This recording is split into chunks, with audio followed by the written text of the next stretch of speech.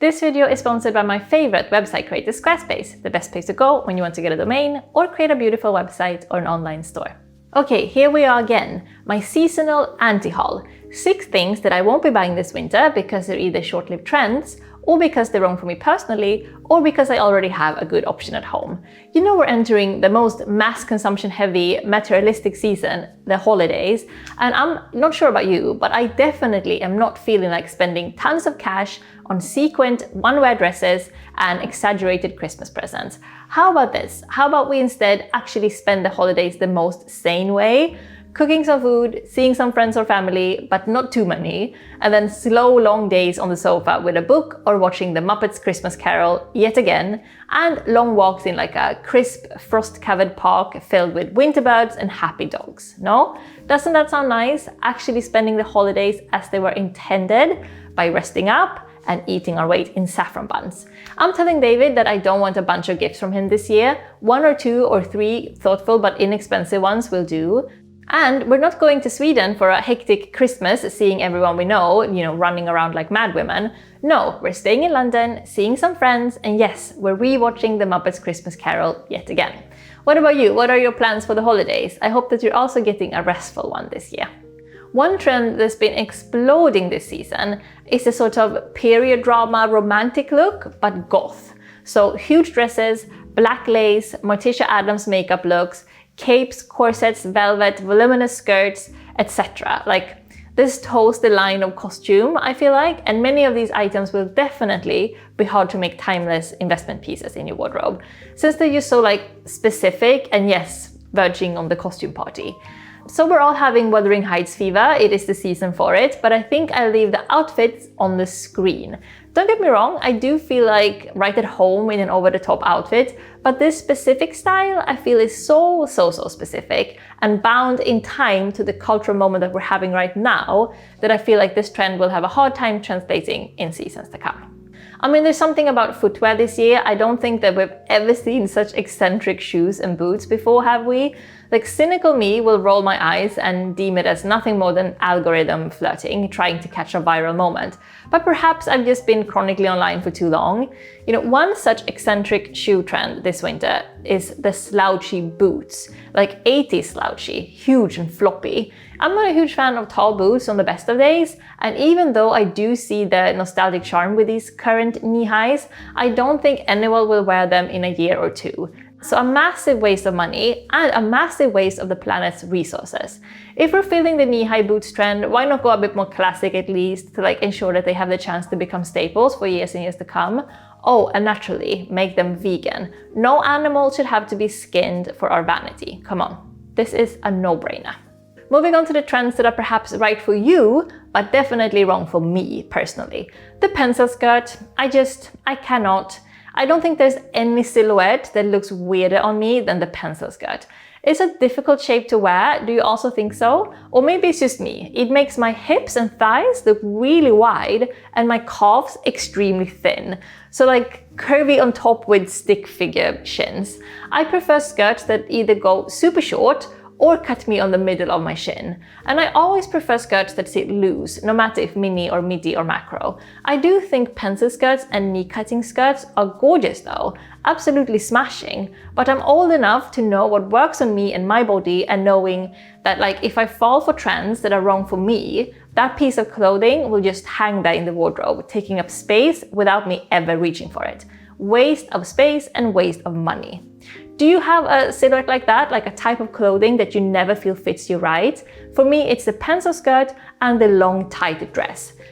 Short tight dress, great. Long tight one, no, I can't do it. Just looks weird on me. Another trend I love the look of, but it's usually wrong for me personally, is the Maxi coat. This has been everywhere this season. Huge, often shoulder padded menswear style overcoats. Often in muted, somber colors, but also in animal prints. So this is one of my favorite silhouettes. Long, huge, shouldered coats, often with a wide belt to cinch the waist. So far, so good. The reason why I'm not buying into this one is that almost all these coats are made from wool or even leather. I think there's a huge misconception about wool, that it's not unethical since you don't need to harm the sheep to procure the wool. But take my word for it, as an animal protection biologist, You don't want to buy new wool products. Back in uni, we had a full week dedicated to learning about how sheep are treated in the wool industry and what happens to these sheep once they no longer grow enough fleece. Things like mulesing, tail docking, overseas live transport. I'm not going to give you any details because I don't want to put those images in your mind. But what I can tell you is that during that week in uni, the footage that we studied, it made me lose faith in humanity. And I can honestly say that that faith, it has never been truly restored. So trust me on the wool, if you absolutely must have a wool coat, the least you can do is buy secondhand. But really, look at me, I'm Swedish. I've spent like 25 winters in Sweden without needing wool to survive the cold. I have plenty of super warm coats that are made from faux fur, lined cotton, or puffy padded with plant fibers or recycled synthetics. Faux furs are a massive trend this season, but also ridiculously timeless, especially if you go with neutral colors. So it's a safe investment that will last a lifetime and never feel boring, and let animals keep their own skin and fur. So a very reasonable choice, if you ask me. We've already talked about slouchy boots, but we also have the slouchy bags to go with them. Soft, slouchy, often handheld bags are everywhere. And okay, I'm not like hating this aesthetic, but I already have plenty of perfectly nice plant leather bags at home.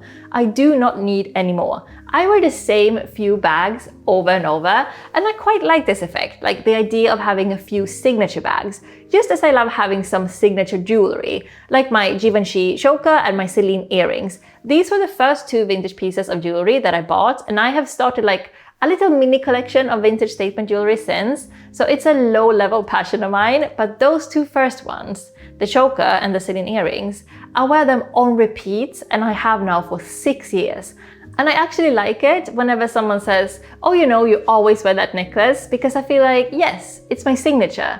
Kind of like how some people have a signature scent that they wear for more or less their whole adult life. I want to keep wearing my few vintage pieces until I'm old. Growing old with my jewelry, my lovely bags, my winter coats, I think we need not only to normalize repeat wearing the same items, but we should applaud it and consider the romance of falling in love with an item, taking care of it for decades, and get joy out of wearing it again and again, like an old friend. Okay, the holidays are soon upon us, so naturally we need to talk about party dresses. Every year the same, our feeds are flooded with sequins, velvet, and lace. I'm trying to think now, and I don't think that I own any sequined or velvet or lace dresses. None of it. What I do own is enough nice dresses. Baby doll, naked back ones, little black ones, off the shoulder, strappy, short and long, bodycon and oversized. I'm all set. Just because it's the holidays, I don't feel like getting tricked into buying something sparkly and New Year's Eve coded that I won't ever find a need for any other day of the year. Again, repeat wearing, timelessness, versatility. My wardrobe and my bank account are neither of them large enough to warrant holiday dressing. By now, I've seriously gotten quite good at like stepping out of that newness addiction, you know, only feeling excited about an item if they're new and shiny. I love my wardrobe. I love that I have built it over years to fit my aesthetic, my sensibilities, and my body. Again, old friends, these dresses of mine. I take them off the hanger and put them on my body with fondness. We don't need new. We need tried and trusted dresses that we have history with and a fondness for and memories together with. That's how I see it anyway. Seems much more wholesome, no? But what do you think? Are you also sticking to what you have, or are there any of these 6 trends that you're considering investing in? Do let me know your thoughts. No matter how you feel about your own wardrobe this winter, I hope that we all get to have a restful, sane holiday season where we're reminding ourselves of the important things. Seeing friends and family, sure, but also a lot of recharging time, like doing nothing but eating our weight in saffron buns. And yes, of course, rewatching The Muppets Christmas Carol yet again. Now, do you want to create a stunning website or launch your own blog? Squarespace has you covered with its latest innovations. First up, let's talk about the new design intelligence. Combining 20 years of design expertise with cutting-edge AI, this tool helps you unlock your creative potential, building a personalized, one-of-a-kind website that fits your needs. Squarespace also makes running an online store easier with Squarespace Payments. Onboarding is fast and you can start accepting payments in just a few minutes. Plus, it supports various popular payment options like Klarna, Apple Pay, Afterpay, and others, giving your customers payment flexibility. And for seamless social media integration, Squarespace allows you to connect your social media accounts in just a few clicks, whether you're embedding a feed or syncing your products directly to Instagram or Facebook. It's an effortless way to expand your reach and keep everything in sync. So what are you waiting for? Go get your free trial today at squarespace.com, and when you're ready to launch, go to squarespace.com/jennymustard to get 10% off your first purchase of a website or domain. Okay, wishing you a lovely week and see you very soon. Bye.